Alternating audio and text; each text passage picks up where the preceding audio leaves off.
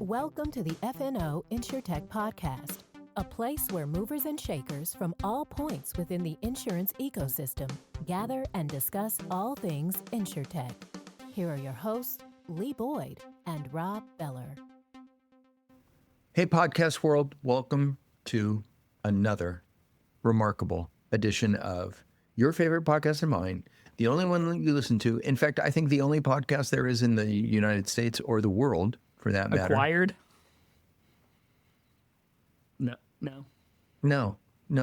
I really like that podcast. It's not your turn to talk. It's not your turn to talk. But that's a really good podcast. Please stop talking. Saying. Oh, my bad. I'll say what everybody, all of our listeners are saying right now. Please stop talking, Lee. That's what they're all thinking. More Rob, less Lee.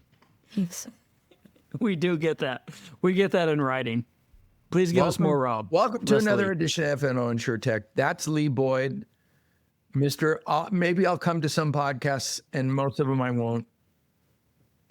I have missed a couple, and I apologize. Oh I apologize to the guest. guest. Let's talk about that for a second. Where in the world have you been, Carmen San Diego? I actually have traveled an unbelievable amount this year.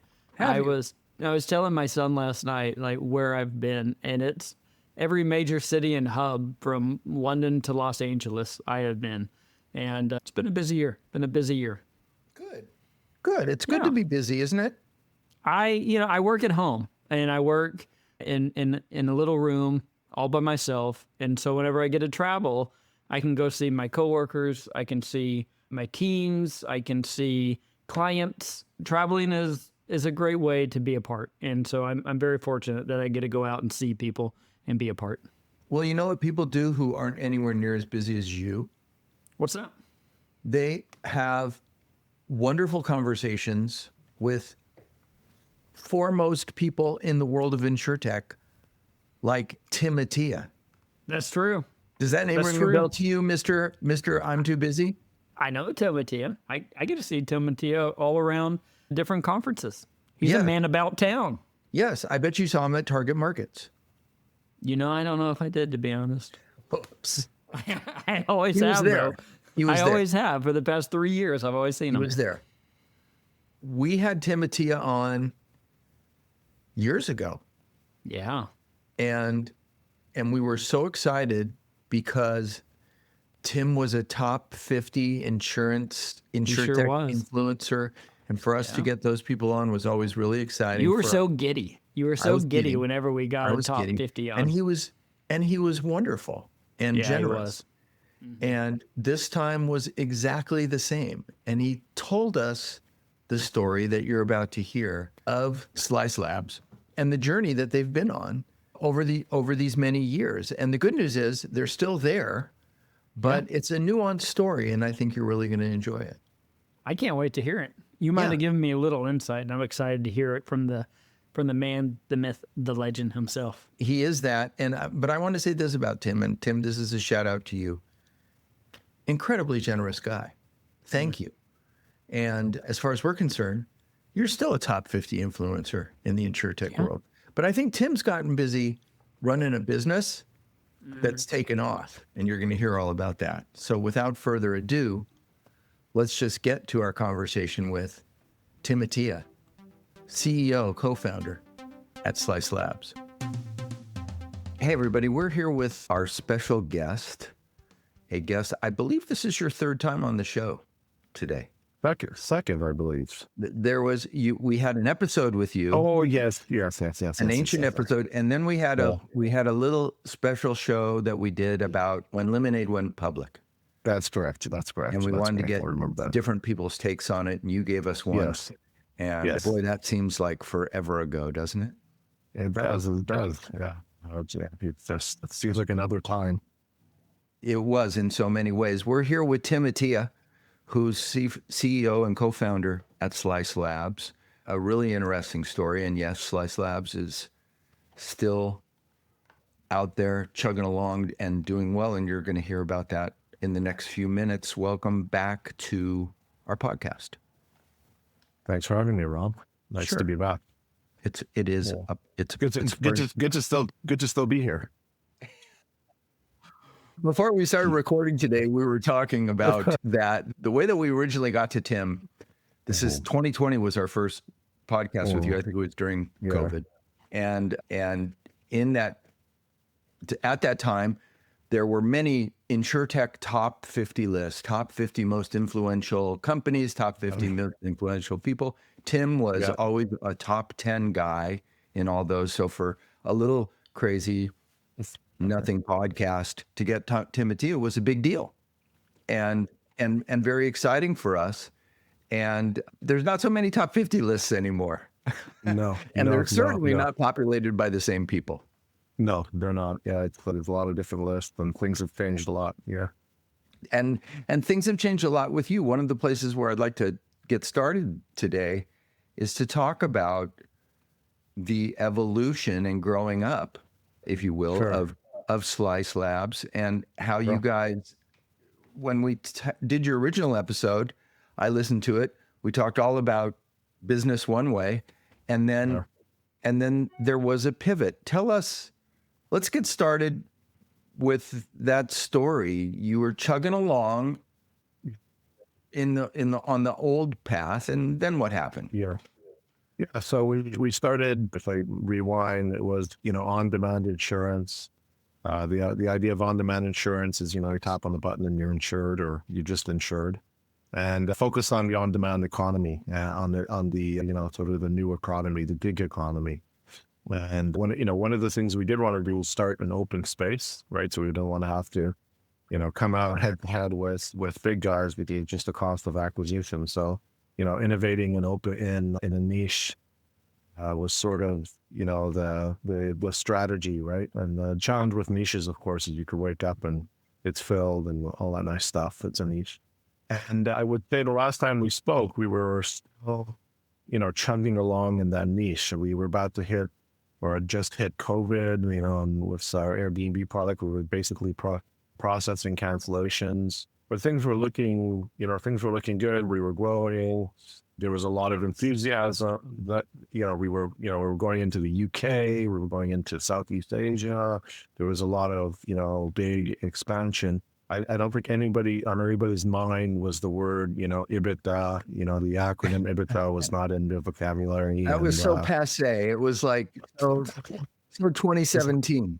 It was a bad word, and, profit wasn't on the horizon, and wasn't even something you even, made it an objective, even vaguely. And when COVID hit, it sort of, made us look at the model, and, we were selling a lot. We were into this, micro market, right? You're selling a lot of small on-demand policies. We'd done a lot of really innovative products. We put them out really quickly, but none of them had a lot of volume. The good news, by the way, is we didn't have a lot of losses.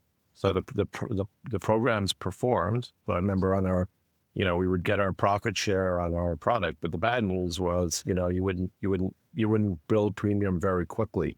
And I think, so I think COVID made us sit back and look at it and go, well, is this really a business, right? Are we going to be able to get big on really small policies? And I think at that time, we had sort of finished building the platform. We partnered with carriers, multiple products in multiple jurisdictions. And then, one day we woke up and the platform was kind of finished. Because it takes a lot of money to build it, and we partnered to build it, and we're sort of done. And I think that coincided with COVID, and we said, well, maybe it's time now to go out with just the Slarts brand, and rather than the small gig worker, let's work our way up to larger contractors. And we were always doing E&S, we're always surplus lines, so our platform always did specialty insurance. So how do we make our way from $1 a night E&S policies to, which was really hard, by the way. There's a lot of innovation in an $8 E&S policy, especially when the stamping fee in a state might be $50. Yeah, $8.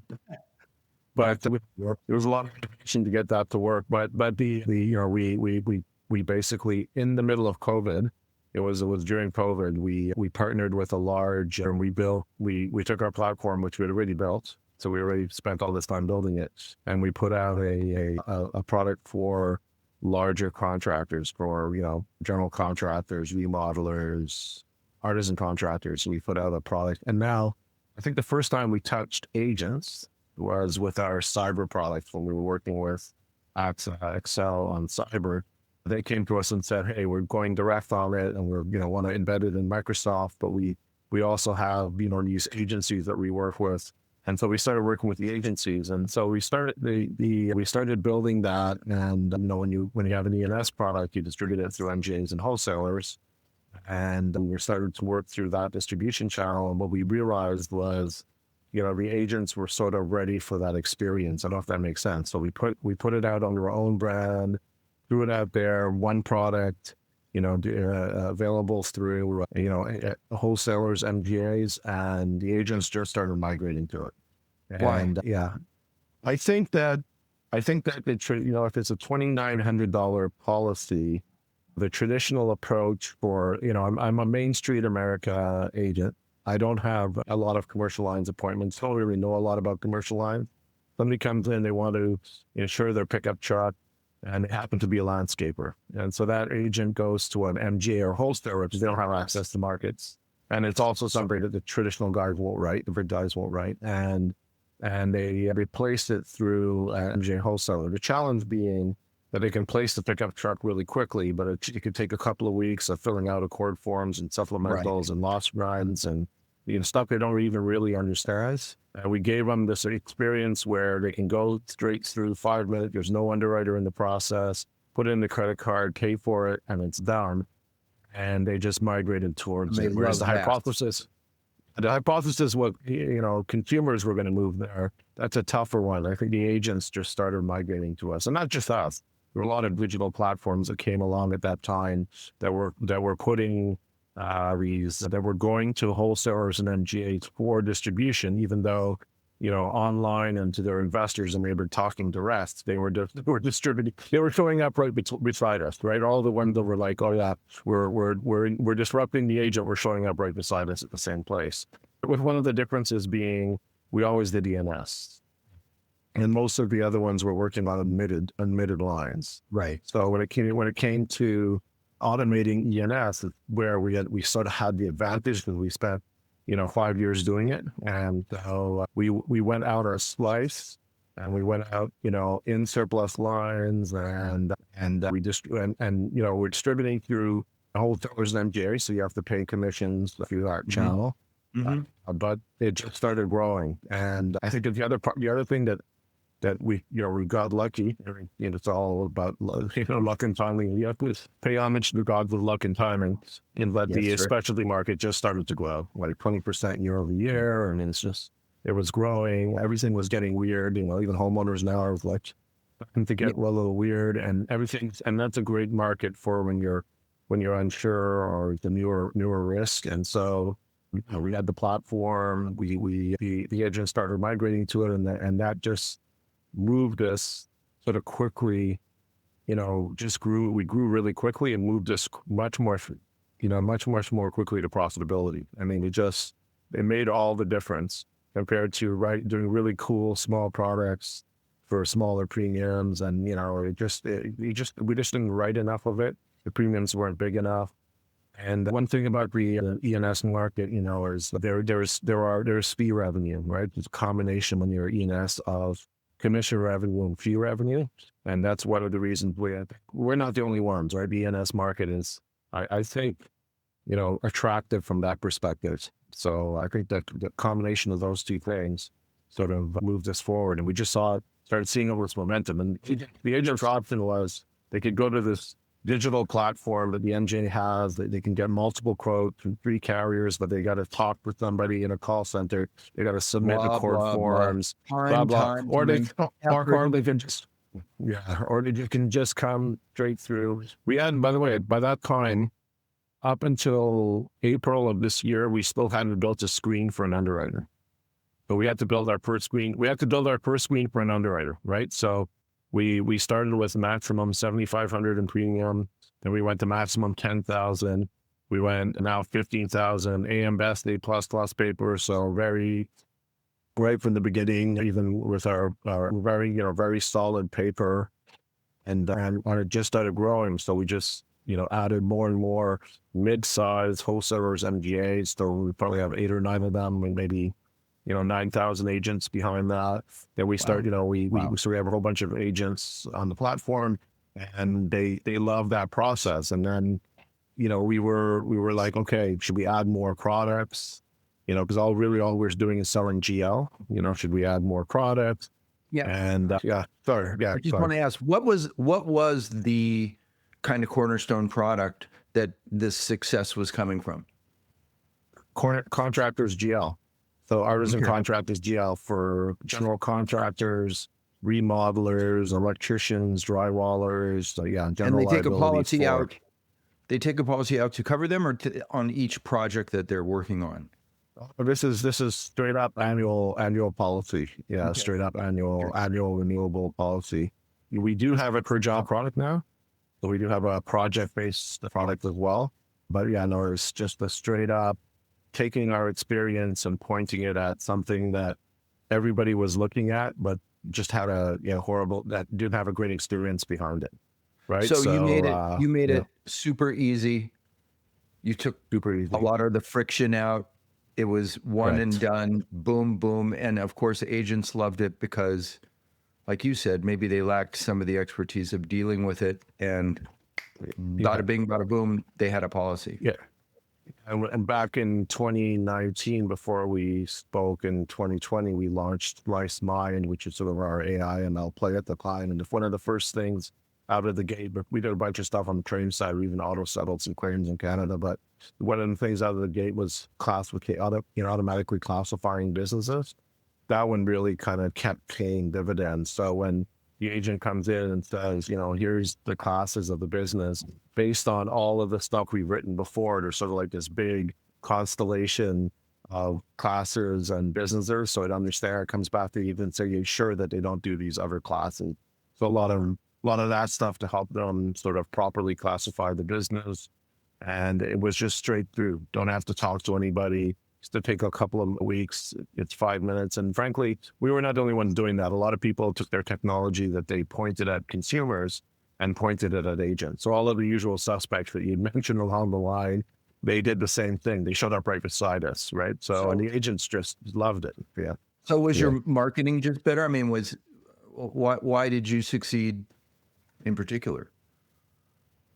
It's really because it was easier. I think there's a couple of different things. It's got to be fast and it's got to be easy. Yes. I think the other side of it is it's got to be a good product, a good quality product. I think if you're going out there with I'm going to call it a crappy product, so there's a lot of exclusions or you're writing on crappy paper, then I think that matters as well. I think it's the quality of the product as well. If you want staying capacity, you need to have quality product. And so we did that, and we were writing, as I mentioned, maximum 7,500. Then we moved to maximum 10,000 premium.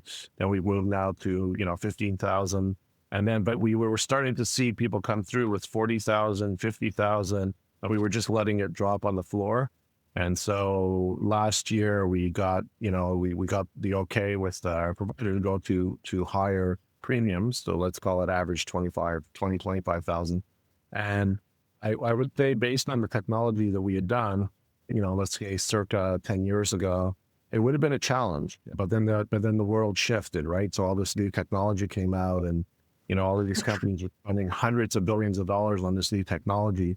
And not only has it made it easier for us to build things, right? Quicker for our engineers to build things. It just made it so that we could, so what happens? So we made it so even when we're doing, let's go back to on demand, right? On demand is, when we were doing home share, you just give me your address and email address, name, and we'll go get the rest of it, right? So then we kind of went up to a higher premium, but they had to fill out, 5 screens, right? And we're like, so that's going from 3 questions to 5 screens, higher premiums. Now we're like, now with the new technology, we can say, give us your record form, your supplemental, your loss runs, and maybe you don't have any screens. And so the new technology is sort of even taking it one step further, right? Now, just why even bother typing it in? Just give me the stuff you already have. And so it's sort of moved up another, technology has allowed us to sort of bring that same experience to an even higher premium. And we were like, okay, well, why don't we put out MPL? Why don't we put out, these guys, just like this professional liability, let's expand to other classes, let's add other products. The challenge with that is it takes time to build those products. We built a lot of products. You don't know how well they're going to grow. And I think the first time there, until you get there, until you get the product out, right?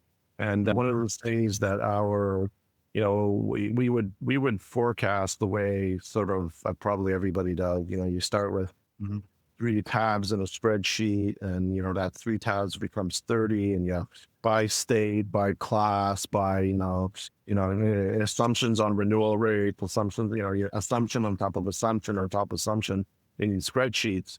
And then a couple of years ago, with this new technology came out, generative stuff. We were like, well, why don't we take our history and just generate policies going forward? And so rather than having a bunch of spreadsheets, let's just generate policies in the future based on policies behind this. And we found that doing that, it was a lot more realistic. It picked up things like seasonality, but one of the things it picked up was we were way too optimistic on when we put out a new product. And based on that, we said, rather than putting out a new product, go from average 2,900 to average 20,000 on the same product. Right. It's pretty obvious, by the way. We just didn't see it. We didn't see it at all. Essentially the same policy to a larger thing. Yeah. Because you're already seeing it. We were getting all these requests that we would just let fall on the ground. But again, now all of a sudden we do need a screen for an underwriter, right? So, and so that, how do you bring the same experience to these larger policies? And I think with the hundreds of billions of dollars being spent by all these big tech companies in the new technology, I don't think we would have gotten there. I think so. That's the other kind of luck and timing, where we didn't know that the world, from a technology perspective, was going to shift 3 years ago. Well, if we didn't know that right? What LLMs were going to do for a company like yours, and et cetera, the world of AI. And we don't have the the overhead to sort of roll it out and implement it that some of the bigger guys have. So it's just easier to adopt. And we already had the view with the whole slice mind that that's where things were going. So there's a bunch of things we had to do to get there, and so we just expanded on that and mentioned people will classify risk by class code and so forth, and payroll or revenues. But so now we just expanded it so that there's this new technology, but there's sort of like this, I'm going to call it slice mind, this neural network that we understand, how we've taken risks. So we've expanded geolocation and so forth. And then we have a whole bunch of insights on those risks that could be done by an LLM, but also by an underwriter. There's a bunch of insights. Yeah. And then there's a bunch of metrics, right? How did that perform, right? How did you price it? How did it perform? What were rockets? And so you can't just have the LLMs and magically you're there. You got to have this, I'm going to call it mind that it sits on top of. And so that's where we've gone. We've now moved up to higher premiums. And that's really, you asked about this, the pivot or the shift. That was the shift. Move to higher premiums. There. So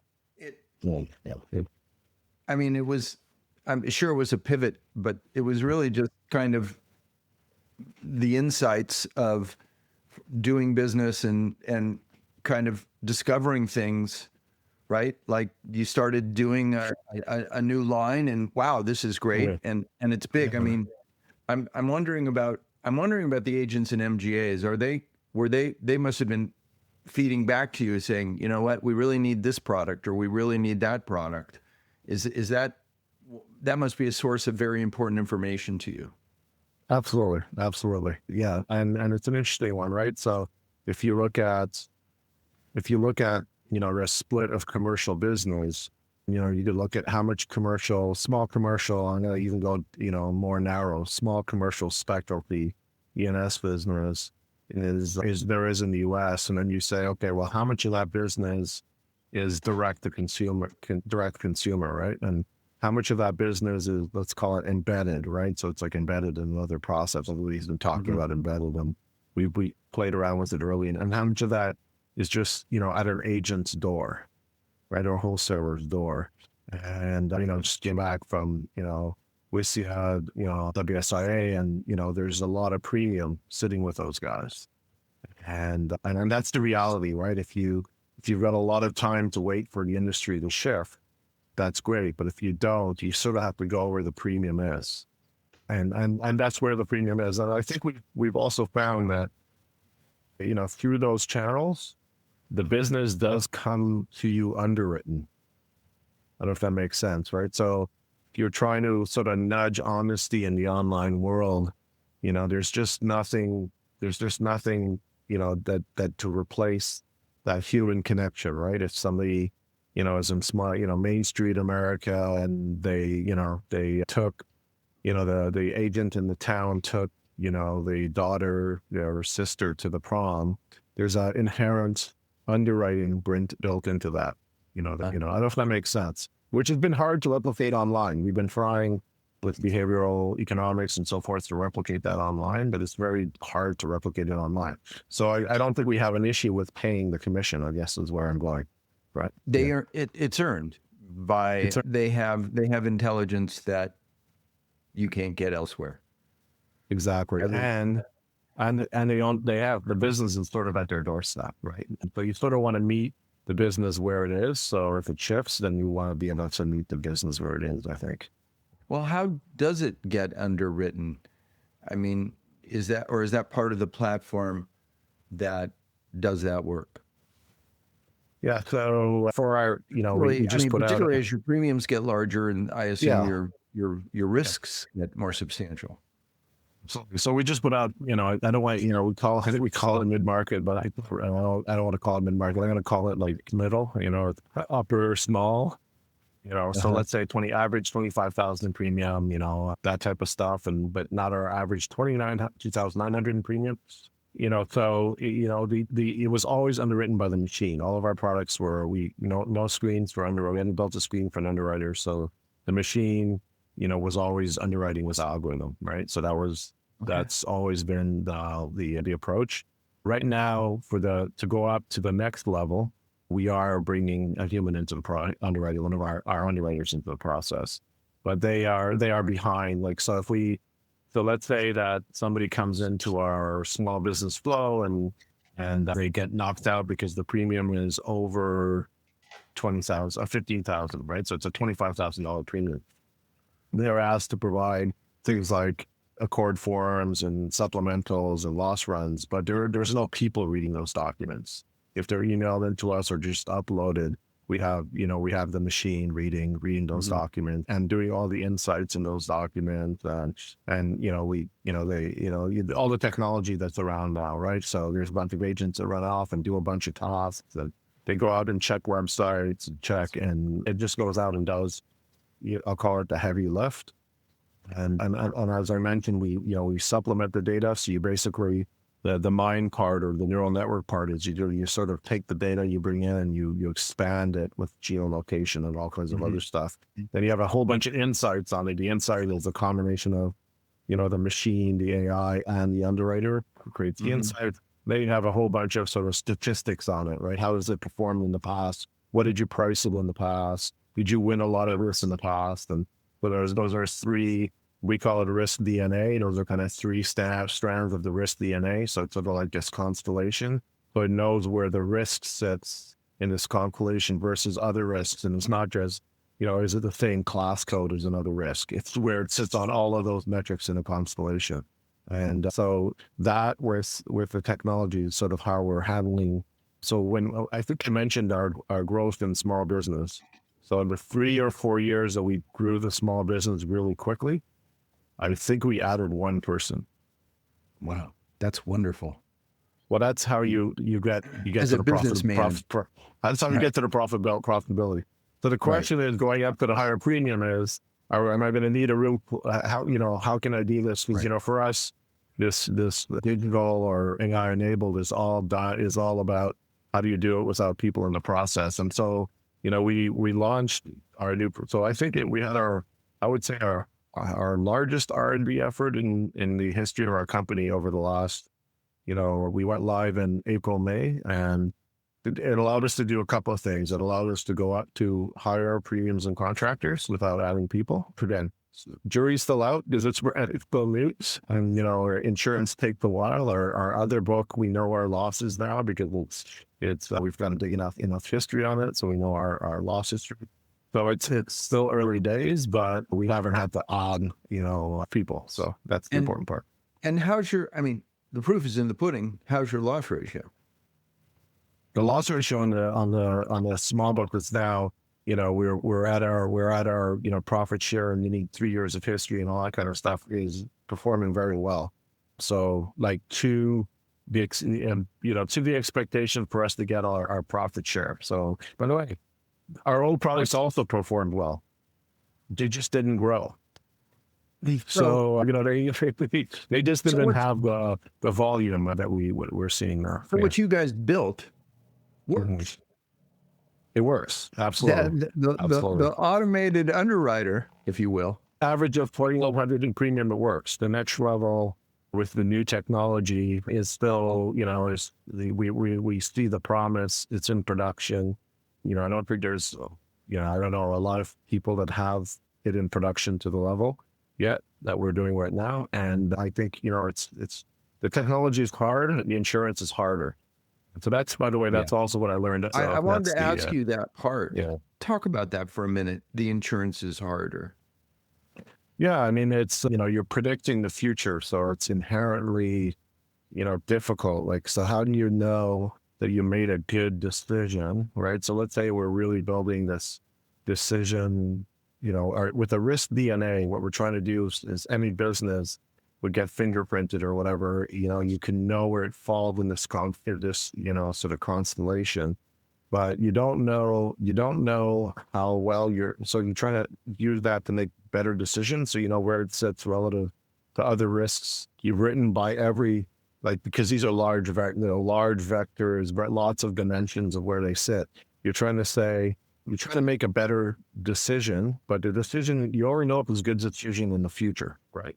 So it's only a good decision if based on future losses. So that makes it inherently difficult. But the other side of it is, I'm trying to give some examples. When we first started 2-3 years ago using some of these new technologies, based on, generative AI and so forth, at one point we started almost canceling everything at new business because, really it was, they were a little bit, they were following the rules a little too closely. Humans are have a little bit more judgment built into it, right? So the performance of the book is going to be dependent on, where we are in the future. But yeah, from the small business perspective, we know it performs, and we're out there with, very high rated paper.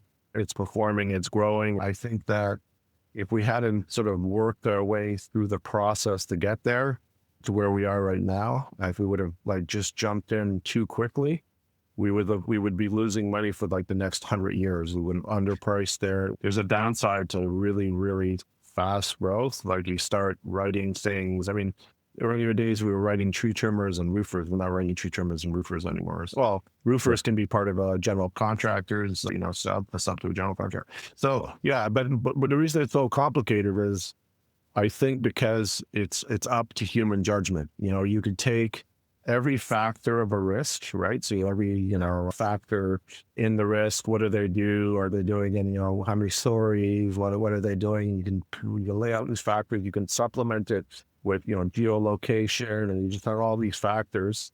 But the next sort of dimension is insights. Well, what do you think about it? And I think the LLMs can help you with what do you think about that, right? But that's generally a human, right? When right. Okay, great, you have all this thing, but what are your insights? Well, what are the insights? So those are not, how many stories do you work at? And, that's it's an insight, right? And that insight changes over time. And if I ask the same person in the morning and I ask them after lunch, I'll get a different answer. And that's actually how it works, right? With humans, we know, or how it performs, what he gives me a different answer depending how they feel. Our macro world is dynamic, more dynamic than what the machines can keep up with. That's a difficult one, right? I could talk to an underwriter and they'll go, oh, well, I know that if I work with this agent in this office in Chicago that, and by the way, here's that agent's name that, it'll be, and you're like, well, how do you, like, that's not written in an underwriting rule book.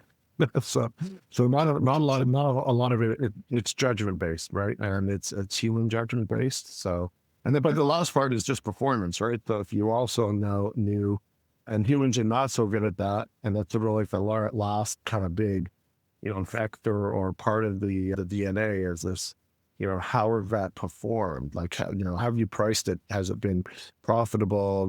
To what certainty? Humans are actually not so good at that. They kind of forget, but the insights are infinite, right? If I ask one underwriter for insights, their insights are very different because it's based on experience and history. But the insights are very valuable. It's not just about the data; it's about the insights. Fascinating. And and that makes it very difficult. And that's we have a human in the loop now for the larger stuff. So the machine does come out with all the insights, and some of them are like, oh, I never thought of that, and it does do a human. Wow, you guys are going old school on us. Now, wow, a human. Wow. Well, but speaking of that, I mean, I love that scaling for you guys has not meant, building a payroll proportionally. And that's the promise of InsureTech ultimately, right? Is that can happen, that we can scale effectively, whatever it may be. Yes. Without it blowing up. And the small business files, the larger business is, again, without this new shift in technology, I don't think it would have been possible. It's now in the realm of possibility.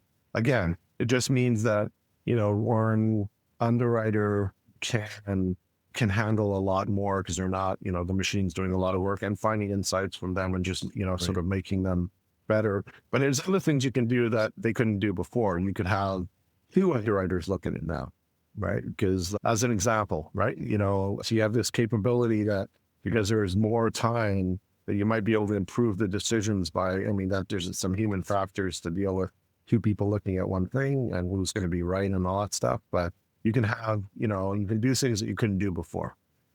So you mentioned before we started today about conferences, which I thought was just an interesting thing that's insightful. And that is, in the day, the technology conferences were exciting and sexy and the energy, to be fair, the energy very high, and bringing a level of energy to an insurance conference that you'd never seen before. I myself have been around the insurance business for a long time. We were used to going to insurance conferences and going to bed at 9:00 in the evening. That wasn't the case anymore. But you said that it used to be the technology conferences, but now where you go is the WSIAs and the target markets, et cetera. Yeah. And that's because you're just more focused on rev. Yeah, I don't know. I just find those conferences more exhilarating and more interesting and more exciting.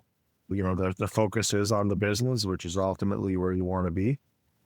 So it's on the capacity providers and the distribution. And I find that the energy, I was just in San Diego or WSRA, and I find the energy is just much, I find the tech conferences have gotten just really, fuzzy, big, hard to understand what's going on, hard to see through.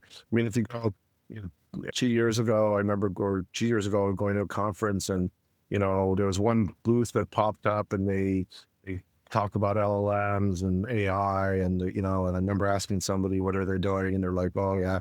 All of a sudden, now you walk in and every single booth just sitting up there praying, and it just becomes really sort of, I find it very noisy and not very close to the customer or what's actually happening. And I find some of the other ones, like business happens, but you're right. I think we've now gotten into growth mode and execution mode, and those things are interesting. But, the new technologies are great, but I find that that some of these conferences are just a little bit, a little bit noisy. But you can't not go to the tech stuff because, and I'm not talking about the InsureTech conference, but without the open AIs and the Anthropics of the world and the the Amazons and the Microsofts that are spending hundreds and hundreds of billions of dollars on this stuff, we wouldn't get there. Because it's not just about what we can do for the underwriter, it's what can happen for our developers, right? So what can our developers do now that they couldn't do 3 years ago? And so it was just been a huge shift, and you got to be close to that. And you have to show up where the open AI, the Anthropics, and those guys are showing up. I mean, you just got to. But I think that none of those things are going to show a lot of value unless they can provide specific returns to an industry. It's not about the the Claude LLM. It's about, well, what are you going to do? What are you going to do with your specialty insurance underwriting or claims process, right? I mean, that's and I think they realize it, by the way. I think all of these companies are verticalizing. They're going through the traditional process that technology in the past has gone through. They're like, okay, everybody's got the internet now. How do we create the vertical application? Whether it's CRM or the policy admin system, you're going to have to verticalize this stuff. And I think they're quickly verticalizing. Yeah. And so they're doing they're spending so much money, and they're building so many roads and bridges and infrastructure that you got to use it. Because there's no way you. I hope they know what they're doing, right? And it'll lead somewhere. It'll go through a process, right? So they'll start building their own consulting organization. They'll start bringing in some insurance people. They'll have an insurance vertical. They, I think some of them have already built like financial services. Sort of. They're going to start. Luckily the consumer stuff aside, but they're going to start verticalizing. I believe that's what they're going to do. And so they'll start understanding our business more and more. They're going to have to. And learning how to deal with us and work with us. And I think they're going to become more and more, valuable to they'll verticalize. Yeah. So you didn't say this in words, but what I'm picking up from you is really you're very positive and bullish on the business, and maybe not just slice slabs appropriately, but I mean, you guys, you've grown and changed and evolved. I prefer evolved than pivoted, evolved. And so as you look out at this time, which is, I mean, I don't think there's any dispute that this is a revolutionary time, at minimum on the technology side, if not even broader than that in the world. It's a revolutionary time. How's that looking over the next few years? You must feel like you're in a great position. Yes, exciting time. Yeah, I think so. I think a couple of different things. I think with our view to move up to higher premiums is the hypothesis, right? So can we move up to higher premiums and provide value at higher premiums? And with the new technology, maybe we could also, we're just adding a second line of business, by the way. It's closer to construction, right? So we're adding another line in our small business, but it's a sort of adjacent to contractors. And but I think in the mid-market, we feel, and with the new technology, we might be able to expand our products a little bit quicker. But we would do it at higher premiums. We would stick to the higher premiums. So that's kind of the hypothesis we have. We're back to, can we grow our premiums to a higher average premium? And can we with the new technology, maybe expand our product set a little bit more? But, with the caveat that what I told you before, when you put out new products, you're unsure of, you're more unsure of the sort of the pro forma on how it's going to grow and how it's going to perform and how it's going to do. We've always been of the mind that we were going to partner with carriers and so forth. So, I think we more and more, get close, we've always been that way, right? We've always been sort of close to carriers. We partner with them, our investors and most of the carriers and reinsurers. And so that's something that we've, sort of in our DNA. And so we're looking for ways to get a little bit closer to some of those carriers. So I mentioned our mid-market platform that's using all the newer LLM AIs. We managed to get, one of the carrier underwriters out, right? So that's kind of interesting, right? Now, we're not the only ones using it. We got As a customer of the that was a customer. No. We're selling our product, and we have a program with them, right? So it's our product. It's a program with them. And as the business is coming through, we said, hey, why don't you, the larger stuff, why don't you come on and take a look, kind of thing, right? I think they're all going to do it. All of the big guys, they're looking at the new technology. We don't license our technology. They're on there on the business that's coming through us with larger stuff. But one of the reasons is we want to show them the possibility, right? Because they're pulling, our cord forms out of emails and reading them and retyping them, and it's just, it's just to give them a view of the new stuff. And then when we start talking risk DNA and risk fingerprints, then I remember when I was with our partners recently, they're like, okay, I know every time we see you, we're going to hear something new. I'm like, okay, let's peel back and talk about why it works, right? Like behind why you're seeing it works. Because it's not just about something that understands language, right? It has to primarily have an insurance context. It needs an insurance neural network that understands risk and is learning from, insights, data that gets augmented and insights and statistics on that stuff. So, we peel it back a layer for them, right? Because they'll have underwriter so they're, we see them we get feedback from them on what do you think? But we don't have the capability to transform these guys. We can transform ourselves. We're good at that. What's great and not surprising is that all these organizations, which 5 years, 10 years ago, we were complaining about how slow they are and about how resistant they are, that organizations like that are now game. Yes. They're game. And the evolution has occurred that they're willing and even able to understand it, right? Absolutely. And I think if it wasn't for those are big changes. If it wasn't for this whole, if you want to use the word InsureTech, if it wasn't for this whole last 10 years of InsureTech, they wouldn't be there either. I think that there was things that happened there that made them, think differently. And then all of a sudden the world changed. Like if we were starting 3 years ago, 4 years ago, would look very different right now. Everything would have been AI native, right? It would have been, you would have been at the center of it, neural network. You would have started with an AI centric product, right? You would have started.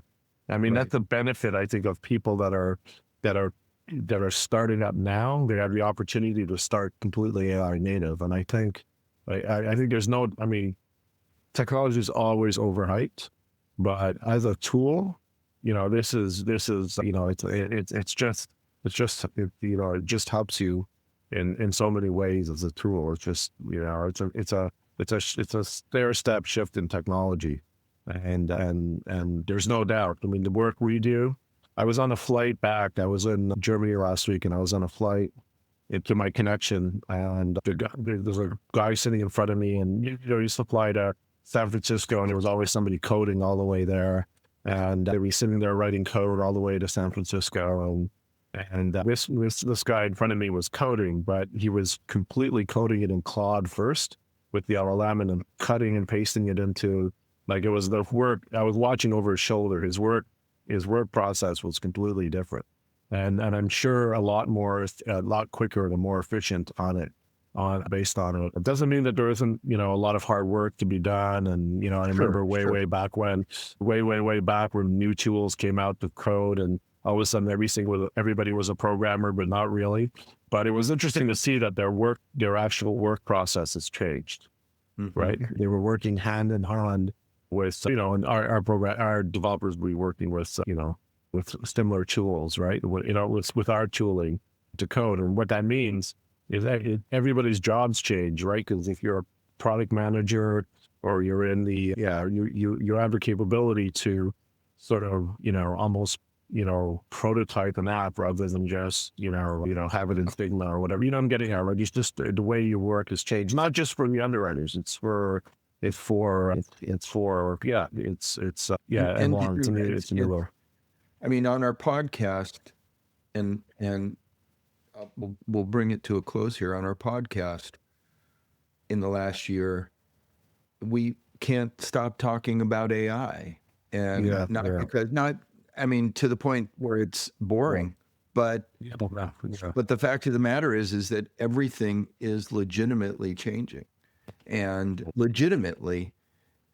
even the stuff that they haven't figured out yet, wait a year. And I think you can attest to the fact that a year from now, it's going to be different.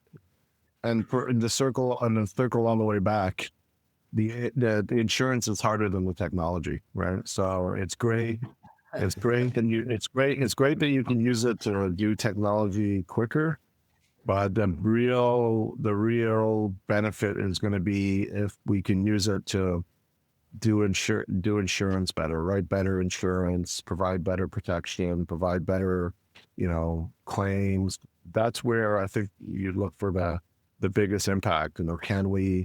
Can we tackle something that's, inherently really, really difficult? I mean, insurance is just, predicting the future is, even still today, even though we bring back the Greeks and the Oracle or whatever, like they're just predicting the future and just, So I think that there's a real, and we're not there yet. We're not there, and the proof is not there. But I think that the opportunity is in tackling something that is just inherently very, very difficult. More difficult than the technology, which is, how to underwrite and how to manage, how to, make decisions in crowns and make better decisions. That's going to be short. I have a palm reader right up the street from my house. So, last story, it was the president of, what was it, Romania? I'm trying to remember this story. It might have been from Economics or something, who decided to outlaw fortune tellers. And the reason was he used the fortune teller and got the wrong answer. So he decided to outlaw. He went to pass a law that if you made a fortune that was wrong, you could go to jail. And I was telling this story to the Casualty Actuarial Society, to a bunch of actuaries, and I was like, you know what? It's actually not a bad idea. Your decisions would be better if you got them wrong. If there was a larger penalty. That's right. Larger penalties. And that reminds me of the 8-ball, that 8-ball toy. Exactly. Sometimes says, answer not clear. Exactly. So it's a tough one, but I think there's a real opportunity, and we'll see. The next 5 years will be interesting. Yeah. Well, listen, I hope we have you back on before the next 5 years. It's been about 5 years, but I have to say, after talking to you today, well worth the wait. Congratulations on your continued success, and I hope our paths cross out there in the real world sometime soon. Absolutely, and great to reconnect. Really appreciate it. Thanks, Tim. Bye now. A fascinating story, a great story. I hope that you all enjoyed it as much as I did, having it told to me, but not being told to Lee Boyd. No, and I apologize once again that I was not there. I'm sorry, Tim, but what a great podcast. And great of you to be with us today, Mr. Boyd. And thank you for all of you listeners who listen to our podcast. And thank you to Israel for making our podcast. And until next time, we'll say goodbye, everybody.